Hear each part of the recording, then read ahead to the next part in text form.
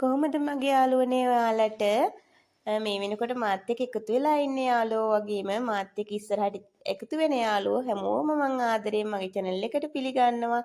ඒ වගේම ඔයාලට මං මේ වෙනකොට දාලා තියෙන වීඩියෝ එක මෙන්න මේ පැලේ ගැන පොඩි හැඳින්වීමක් දාලා තියෙනවා. මොකද මේ පැලේ මගේ ගෙදර හදනකොට පොඩි වෙලා තැරිලා තිබුණ පැලයක්. ඉතින් මං ඒ වෙනකොට ඔයාලට මලුත් එක්ක නෙවෙයි වීඩියෝ එක දාලා තිබුණේ.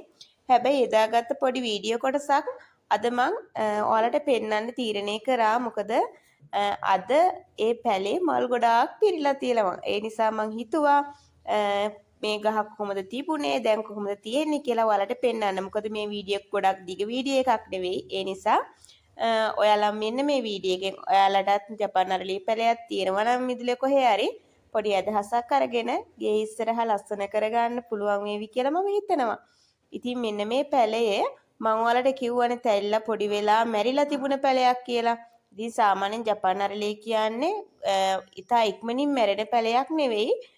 මෙන්න මේ විදිහට මම කපලා පොට් එකකට අරගෙන මේකට දාලා තියෙන්නේ ඔස්මොකොට් N කියන එක විතරයි.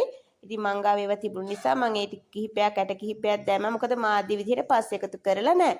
ඉතින් ඊට පස්සේ එයා චුට්ට හැදිලා අද බලන්නක එයාගේ ලස්සන. ඉතින් ඔයාලත් පුළුවන් නම් ඔයාලටත් මේ වගේ පැලයක් හදාගන්න පුළුවන්. මේ ගහටම දැන් අවුරුදු 15ක් විතර වෙනවා. ඉතින් ඊට පස්සේ දැන් මේ පොට් එකට අරගෙන මේ පැලේට අවුරුදු 4ක් විතර වෙනවා. මම මේකට ඔස්මොකොට් වලට අමතරව මල් පිපෙන්න නිල් කැට කිහිපයක් එකතු කරලා තියෙනවා. ඉතින් හොඳයිද කියලා ඔයාලා මගේ පහළ කමෙන්ට් බොක්ස් එකේ කමෙන්ට් එකක් දාගෙන යන්න. ඒ වගේම ඔයාලගෙත් මේ වගේ අදහසක් අරගෙන ගේ ඉස්සරහා හරි ගේ ඇතුලේ හරි ලස්සන කරගන්න පුළුවන් විදිහට හදාගන්න කියලාත් මම ඔයාලගෙන් පොඩි ඉල්ලීමක් කරනවා. ඉතින් ඔයාලගේ අදහස දාගෙන යන්න යාළුවනේ. ගිහින් එන්න සුබ දවසක් පරිස්සමින් ඉන්න.